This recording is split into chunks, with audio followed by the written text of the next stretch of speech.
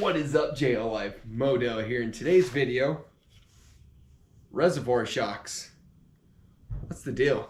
Stay tuned.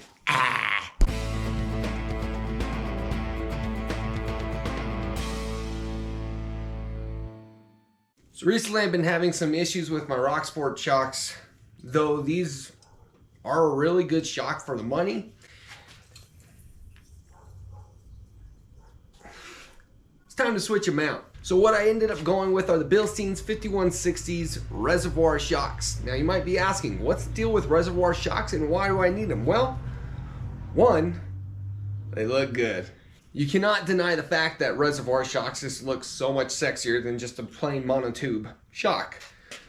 But you might be asking, there has to be some more benefit to these. Well, yes, there is, and let me tell you about them. So before I get into the benefits, I do want to talk about the two types of Reservoir Shocks that are out there. There is the remote reservoir, which is something that is connected from the main shock through a tube to a cylinder that is typically stored off-site, but of course it can also be clamped onto just the regular shock body. There is another style of reservoir shock, and that is called a piggyback. And the piggyback style is connected by just hardware, and there's no tube going in between the two. Which one's better? That's really more of a thought of preference and how you want your setup. So the biggest killer of shocks, aside from rocks, is heat. The constant cycling in and out, in and out, in and out of your shocks heats up the oil, and of course it starts to degrade the oil, the seals, it just starts to wear on your shock. So because the reservoir shock has an extra cylinder, it allows for more volume of oil. So what that oil is going to do is because you're massively increasing the volume of oil inside of the shock, it is going to dramatically increase the cooling ability and the heat dissipation of the shocks, which is going to, one, make your Jeep run smoother.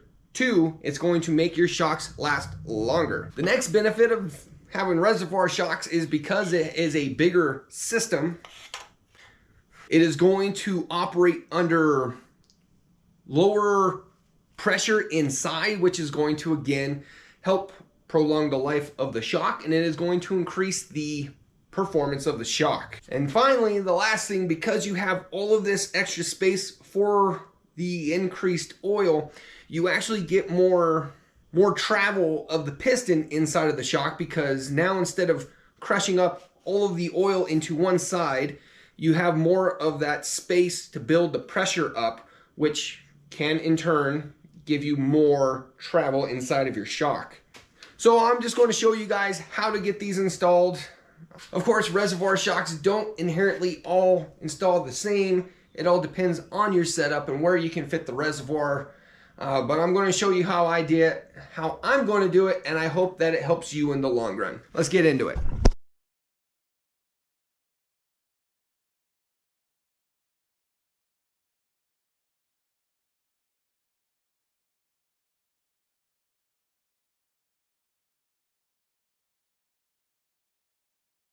So I'm going to show you guys how to install them on Jeep JL, because the instructions aren't very clear. I'm going to show you how easy it is. This is what it's going to look like.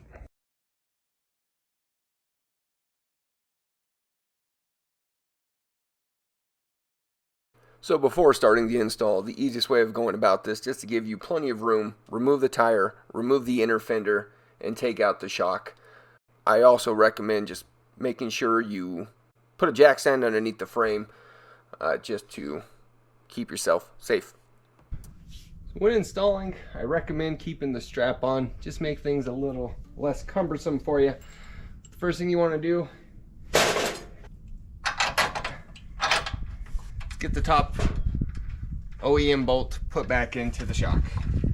So the first thing we're going to be doing is installing this plate, which holds the reservoir clamp onto the Jeep. So what we're going to end up having to do is installing my favorite, two nutserts in this hole and the hexagon hole. The bigger one goes into the hexagon. Oh, that's cool.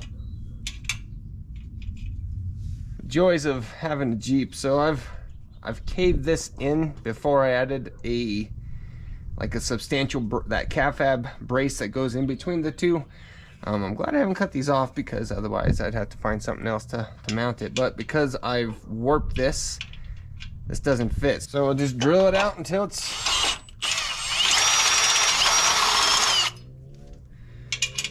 Alright. So again, this should fit without having to widen the hole. Mine's just all jacked up. So to set up your nutsert tool, of course, just get your nutsert into the hole. There is a black 13 sized bolt. Yeah, a black 13 size bolt. There's a washer. You're going to get an oversized nut with the little biters on it. What you're going to do is get your wrench around, your size 14 wrench around the oversized nut. I'm jumping ahead of myself. I'm going to start it, and you're going to cinch it down. Be careful not to over tighten it, you'll break it. Also, you don't go too soft because it won't hold, but hold it flush to the body or to the frame.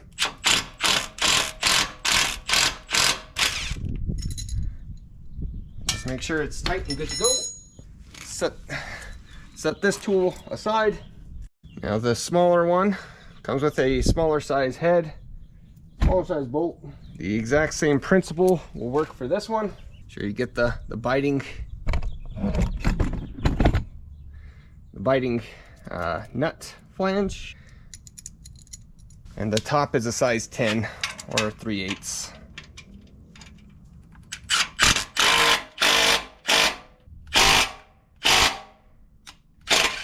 Now you're going to have to figure out what configuration you want to mount your reservoir. I want mine up down. You can also do it angled, and it depends on which way you, as you can see, there's the cutouts in the plate, and it will only fit certain directions. So it'll come from behind. This way would be angled that way. Like I said, I want it up down. There you go. Yep, so the way I'm going to do it, I want it up down. It's going to be like that. The holes will line up on the back. I'm going to go ahead and start those.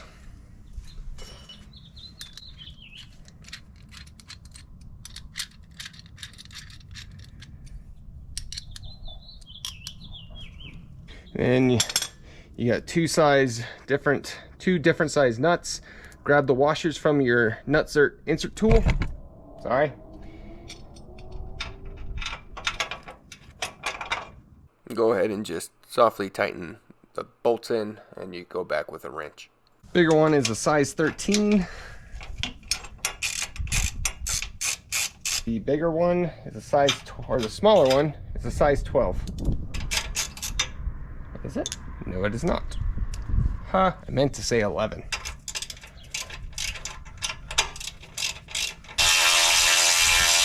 And for your clamp, there is a long Allen head bolt. A little nut goes in from the side. From here, you can bring over the reservoir,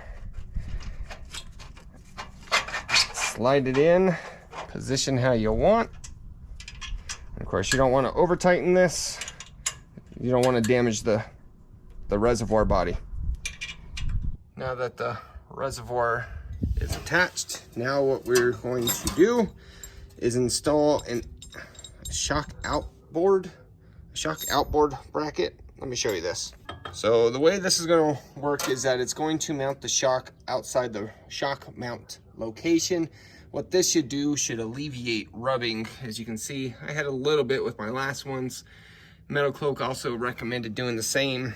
I didn't do it because, well, I don't like making things more complicated, but I mean, I guess I'll give it a shot. But the way this goes on, as you can see, the slant, you're basically going to get it up in here to the point where it's going to be just laying flush and lined up. But what I'm going to do is I'm going to drop the axle a little bit to get this to line up with the hole, which will make my job a little bit easier. And this spacer. So real quick, before you start bolting in the shock, that bolt right there, that bolts the bracket to the shock mount. Make sure you softly put that in before starting, because if you do it tightly now, you may have your holes not line up correctly. Make sure you leave some wiggle room. Have a washer on your new bolt. Do the spacer all the way through, and there you go. Then make sure you go back and you tighten.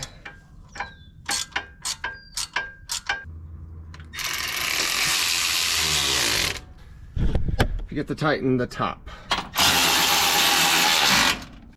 So we have this little rubber bit. This is actually to help rubbing damage against the hose, against the frame of the body, more specifically right here. But before we can get this on, we need to clean that. So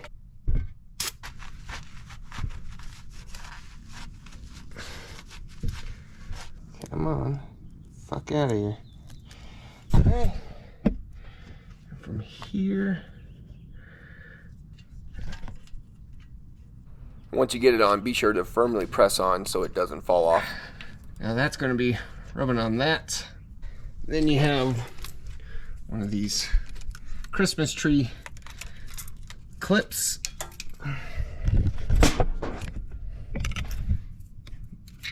This is going to go into this hole, go up, over, down,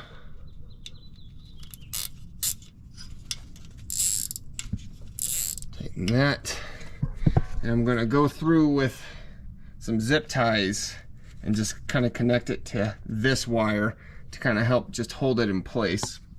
And it also comes with one of a different style of tree clip, I think they're called, if you don't want that offset. I'm also going to be trimming my inner fender so it doesn't rub on the other side, but let me go get a zip tie real quick for this.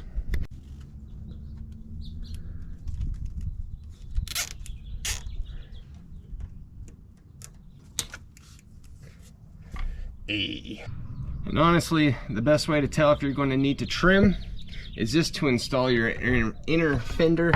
Like right there, there's a little bit of contact. Definitely not something I want to risk. So we're just going to give it a little chop.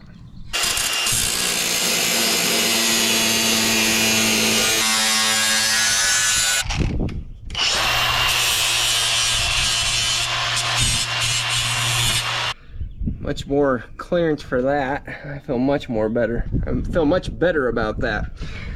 And of course, once everything is installed, don't forget to cut that off or you're gonna have a really unpleasant ride. Front is done.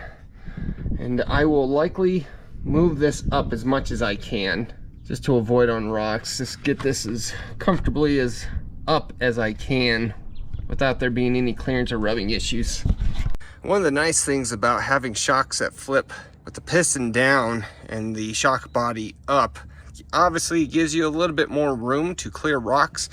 So you got the thicker part down low where you're coming off of rocks on your back wheel. You're likely to hit your shock, which nothing catastrophic on this side, but it will just be less likely to hit when it's obviously a thinner piece. The other side has a little bit more of a significant dent in it. Doesn't make it unusable, but obviously shocks are one of the things you want to do your best to avoid hitting. So the back is super easy. It's just the shock, this clamp, and these two bolts. I'm not going to get super detailed how to do this. I'm just going to go show you how I routed my reservoir and clipped it together. So the way I'm going to route it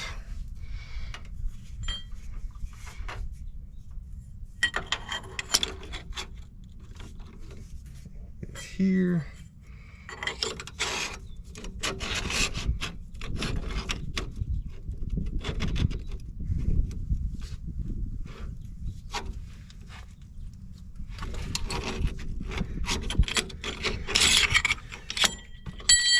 The way to start it is just to get the clamp started on the main shock, just to make your life a little bit easier.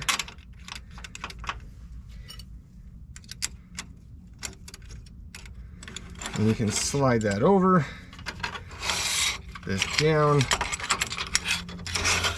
put in the res, and there you go.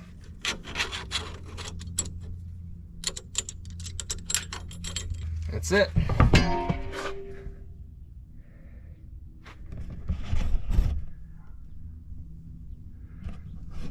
And I do recommend putting just a little bit of blue thread lock on these bolts. Otherwise, you're probably going to end up running over your shock one day.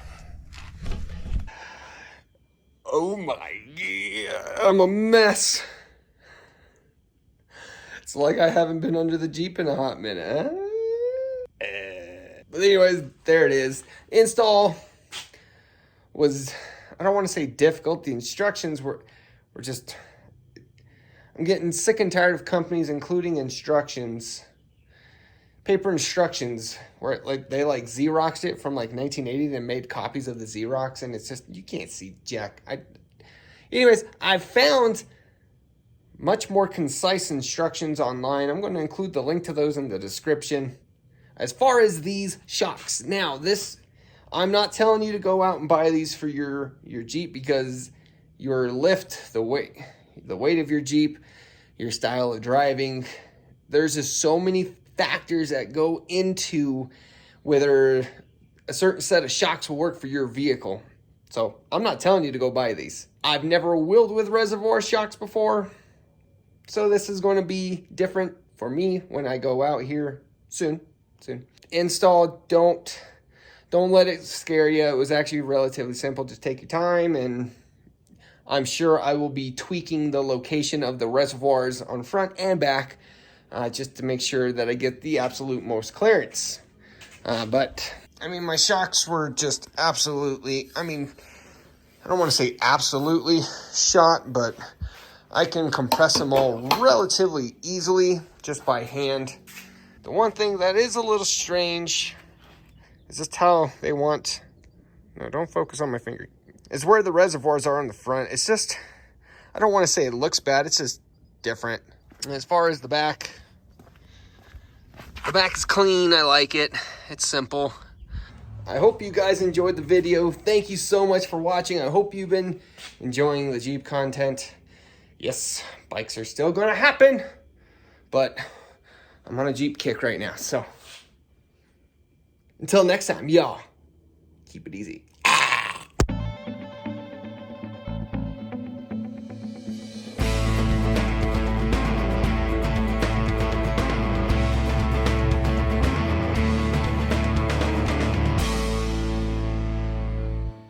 And I'm not gonna lie, these weren't even my first pick for shocks.